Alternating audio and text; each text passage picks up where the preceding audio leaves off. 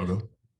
Okay, guys, welcome to a WrestleSlam Podcast special and a Sports Matters special. I'm joined by Kaun. Everyone knows him, obviously, Ring of Honor and All Elite Wrestling. We're seeing a couple of dark matches. We fought Adam Cole and Dread. And everyone's on about him physique-wise, wrestling ability. It's all top-notch. So, first of all, Kaun, how's things with you, my man?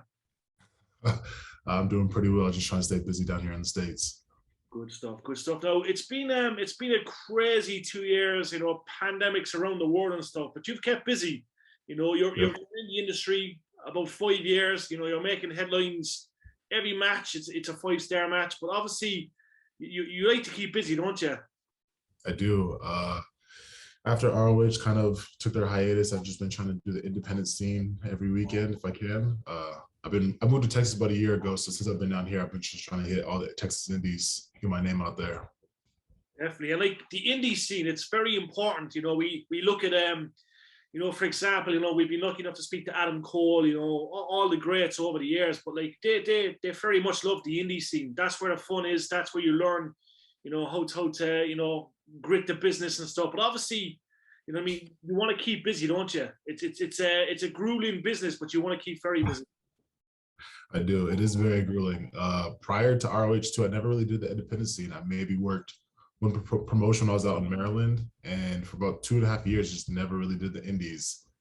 So once I got to ROH, I was like, hey, this opportunity presents itself. Can we do independent shows? Just because, like you said, that's what we love. That's what we learned. Trained by Joey Mercury and RJ Meyer, the Bruiser. They taught me, got to move out of your home state and kind of hit the roads, hit the towns, meet the boys, like get all that experience. And that's what I've been doing in the past year and a half. So trying to become one of these greats that you guys are talking about.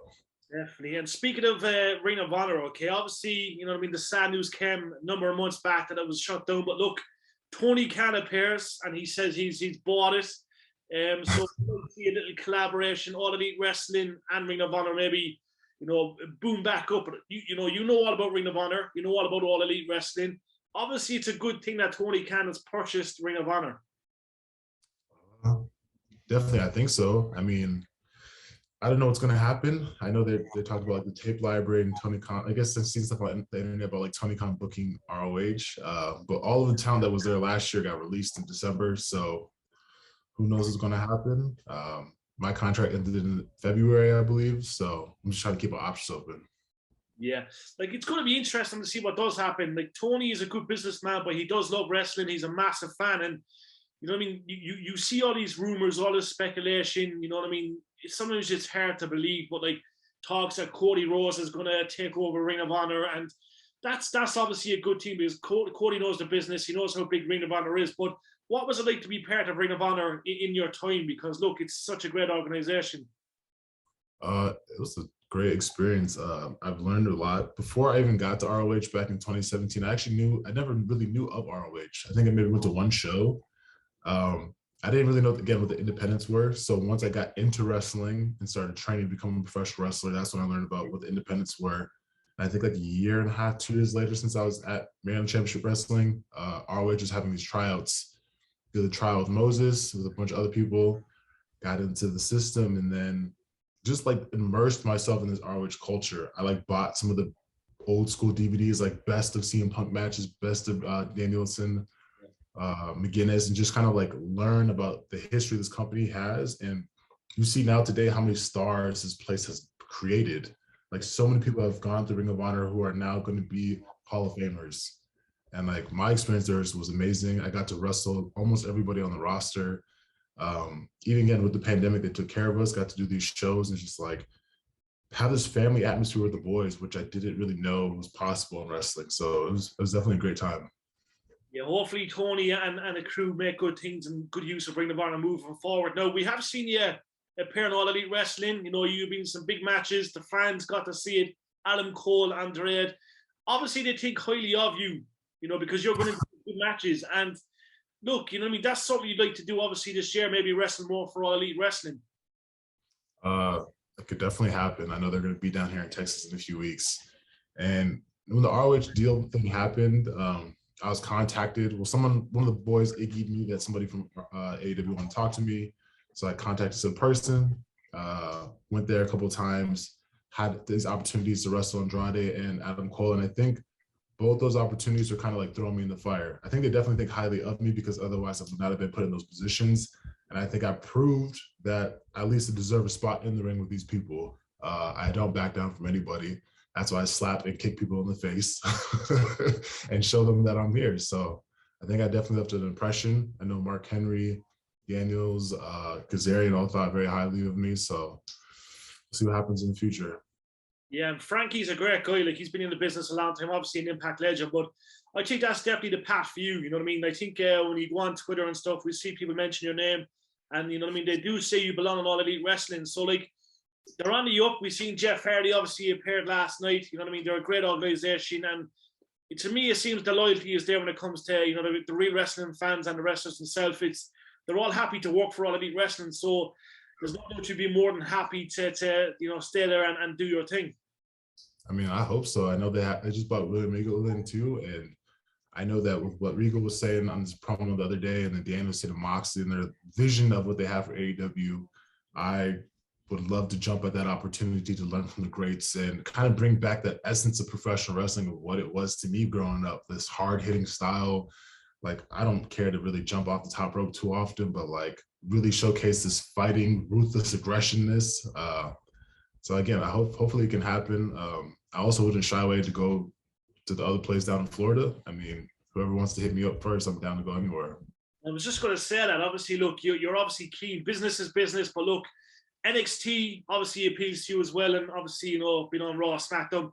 Being a kid, obviously, we've all grew up watching, you know, WWE and stuff, and it seems like they're back on track. You know what I mean? Teams are kind of, you know, on the up there as well, but obviously, that would be something you'd be interested to NXT. I mean, definitely, as long as they would hire me. I know that I'm older. I think that I'm older, or maybe too old for them right now, but one of my good friends, Ashanti, the Adonis Tahuti Miles, he's the NXT for a couple of years, and I like to know a couple people down there, and they've enjoyed it. I mean, besides all the stuff that you see online about NXT and WWE, like you said, we all grow up wanting to be WWE superstars, going to WrestleMania. Like, if anything in this whole wrestling career of mine, I do admire, like, I'd hope to reach that pinnacle at some point in my life. So again, my options are open. Options open are always a good thing. How did you get into wrestling first? They obviously, look, you're obviously a fan growing up, but when did you decide, right, I want to give this a shot? It was after grad school. I went to college for graphic design, so I became like a graphic designer. I used to make magazines for publications, and it was literally the day the WWE 24 documentary came out about Seth Rollins. Got goosebumps. Like, I remember that moment sitting in the living room, and I was like, I got to become a professional wrestler. I have to do this. I wasn't feeling fulfilled in my job, and I knew that when I was a kid, I was obsessed with wrestling. I was obsessed with Jeff Hardy and the Hardy Boys and Edge and Christian. Like, I knew that this is something I wanted to do in my life, and I don't know, maybe I feel like sometimes people probably didn't think I was that kind of like outspoken person to do something like this, but I think just going through school and college and growing up and like learning about myself, I'm like, nope, I don't want to have any regrets in life. Signing up today and become a professional wrestler. So within a year, moved to Maryland, signed up at MCW, and now here I am. The world is your oyster. Like, you know, as a wrestler, you've been in tag team matches and single matches, but obviously you enjoy both sectors. But is it fair to say right now it's all about the singles action and doing your thing as a Lone Ranger? I think so. I love tagging. Like, I know that Moses and I came together, and like that was something that I definitely wanted to do. Again, I love the Hardy Boys, but he would tell you, like, I'm gonna say myself, like, I like to wander. I guess I'm like a nomad. I've moved all over the country, and learning in the business. Like, okay, I did the tag thing for about 5 years now, and I still would love to do the tag thing. Again, opportunities arise, let's do it. But I felt like I needed to learn and grow as a professional wrestler. Hence why I moved, and kind of just throwing myself there out of my comfort zone and having these single matches. And so far, I've got to wrestle Moose, I wrestled Charlie Haas, Jacob Fatu, just wrestled Ricky Reyes. Like, I'm all over Texas wrestling these people that I grew up admiring, and I'm getting to learn from like some of the best in the business. And it's been an amazing journey so far. And truly deserved. Now, we have to mention, obviously, look, it's definitely a massive year for you, but obviously you'll be looking to come to Europe. You're open. You know, your DMs are open. You know, you've probably heard about OTT here in Dublin. It's a big organization over the top wrestling. Sesh Martina, who appeared All Elite, yeah. So she's the queen of the space, but you're definitely open to coming to Ireland, aren't you? Oh, I'm definitely gonna go anywhere. Ireland for sure. My grandmother is actually from Ireland, Definitely. uh, my mom's side. So I'm trying to travel the world, man, do this professional wrestling thing. So if anybody DMs are open, like you said, hit me up, and I will definitely fly myself over there. I love it. Last of all, my man, I know you're quite busy, but what expectations do you have moving forward? Look, you have it all. You have all the potential. You know, we've seen your matches. You're making a name for yourself. But obviously, your goal is to obviously make a good living from this and you know, have that legendary status. I think so. I know within the year, I definitely want to be signing a contract somewhere. But I know that my time of wrestling is limited. And if anything, if my career ends tomorrow, I will be content knowing that I was able to do this. But I do want to leave this legacy of at least being a spokesperson and or a person from Cameroonian, African-born professional wrestlers. My dad's from Cameroon. I haven't really seen like a dynasty set of African-born wrestlers. So again, my family's royalty from Cameroon. I'm actually a prince, and I'm trying to make a statement here and have that legacy. So hopefully this is the year to do it. I got some other business ventures happening with some supplement companies and whatnot. So I'm just trying to make a name for myself this year. You have a good outlook in life. That's the main thing. You're positive. Last of all, dream match. Who is your dream match right now? Someone that's active. Who is it? Jeff Hardy or is it someone else? Oh man, right now, it's got to be Danielson. It's got to be Danielson, man.